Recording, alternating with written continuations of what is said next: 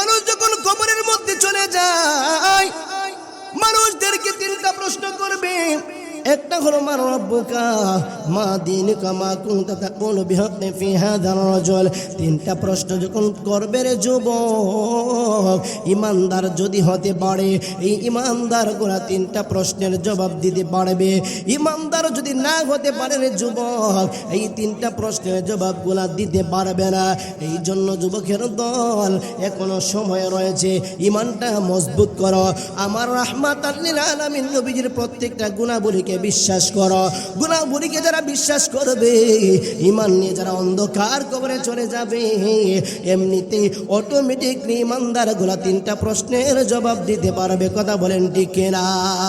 এই জন্য কবি বলেন মহত নিদান কালের মন মরণ নিদান, কালের মন দেখবি দু চোখ অন্ধকার, সারাতে হবে এ বব সংসার, সারাতে হবে এ বব সংসার।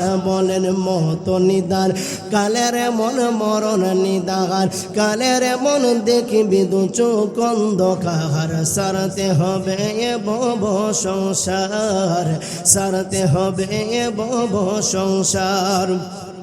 ওরে কি যে কষ্ট হয় ময়ূতে, ওরে মুর্দা ছাড়া কেউ না বুঝে, ওরে কি যে কষ্ট হয় ময়ূতে, ওরে মুর্দা ছাড়া কেউ না বুঝে, ওরে বুঝলে পাগল হয়তো সবাই, বুঝলে পাগল, বুঝলে পাগল হয়তো সবাই, রাখিয়া মায়ার সংসার, সারাতে হবে এ বব সংসার, সারাতে হবে এ বব সংসার। কথা বলেন ঠিক না?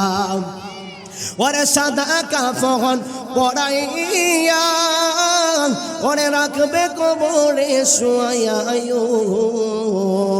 ওরে সাদা কাফন পরাইয়া, ওরে রাখবে কবরে শুয়াইয়া, ওরে সঙ্গের সাথে কেউ হবে না, সঙ্গের সাথে, সঙ্গের সাথে কেউ হবে না ওই কবরে তোমার, সারাতে হবে এ বব সংসার, সারাতে হবে এ বব সংসার। একটা জবান বন্ধ রাখবেন না, চিৎকার মেরে বলি আমরা আল্লাহু আকবার।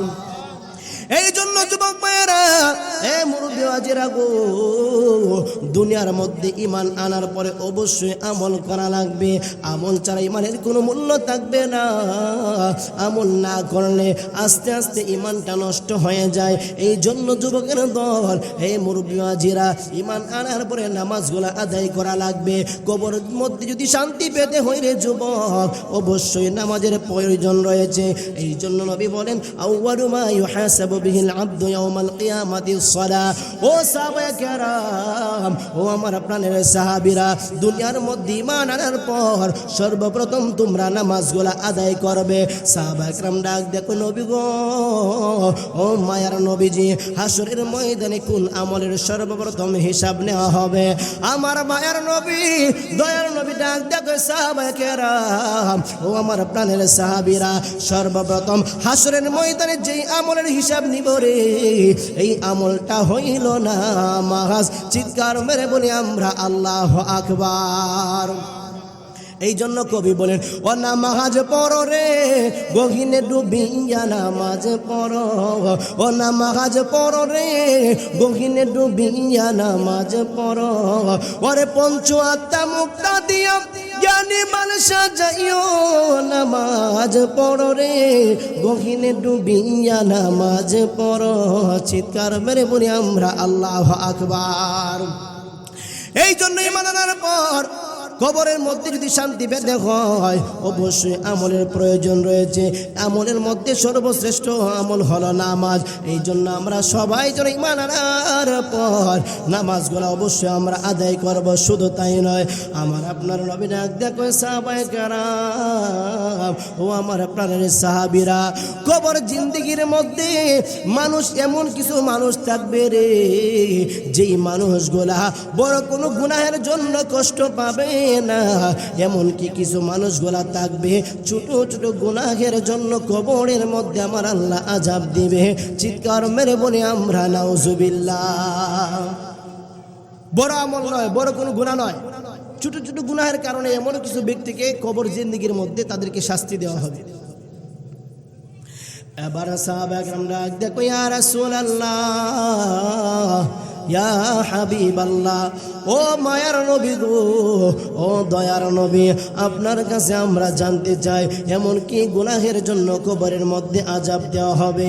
নবী আমার একদিন মক্কার রাস্তা দিয়ে হেঁটে যাইতেছেন, হঠাৎ করে নবীজি কবরের পাশে দাঁড়ায় রইলেন। কবরের পাশে দাঁড়ানোর পর আমার আপনার নবীজি হঠাৎ করে কবরগুলা জিয়ারত করলেন। জিয়ারত করার পর নবীজি দোয়া যখন মুনাজাত যখন আদায় করলেন, দুইটা কবরের মধ্যে আমার আপনার নবীজি দুইটা খেজুরের ডাল গোড়া গেড়ে দিলেন। গেঁথে দেওয়ার পর সাহাবা কেরাম ডাক দেখো, ইয়া রাসূলুল্লাহ, ইয়া হাবিবাল্লাহ, নবী গো, নবী গো, আপনার কাছে আমরা জানতে চাই হঠাৎ কেন আপনি কবরের পাশে দাঁড়ায় গেলেন, হঠাৎ কেন আপনি জিয়ারত করলেন? ইয়া রাসূলুল্লাহ, এই কারণটা কি গো নবী? আপনি আমাদেরকে একটু জানিয়ে দিন। আমাদের মনে হচ্ছে এই বিষয়টা আমরা জানলে দুনিয়ার মধ্যে আমরা সর্বদা আল্লাহ এবং রাসূলের মহাব্বত অন্তরের মধ্যে লালন করতে পারবো। চিৎকার মেরে বলি আমরা আল্লাহু আকবার। এবার নবী ডাক দেখো, সাহাবায়ে কেরাম, আমার প্রাণের সাহাবীরা দুনিয়ার মধ্যে মুখস্থ করে যায়, এই মুখস্থটা কবরের মধ্যে কোনো কাজে আসবে না। আমার নবী সাহাবীদেরকে ডাক দেখো, সাহাবায়ে কেরাম, ও আমার প্রাণের সাহাবীরা, কবর জিন্দেগির মধ্যে দুনিয়ার মধ্যে কোনো কালেকশন নাই। কবর জিন্দেগির মধ্যে একমাত্র উত্তর দিতে পারবে দুনিয়ার মধ্যে যারা ইমানদার ছিল, আমলওয়ালা ছিল। ইমানদারের গুণের কারণে ইমানের বলিয়া প্রত্যেকটা মানুষগুলা কবরের মধ্যে তিনটা প্রশ্নের জবাব দিতে পারবে। চিৎকার মেরে বলি আমরা আল্লাহু আকবার।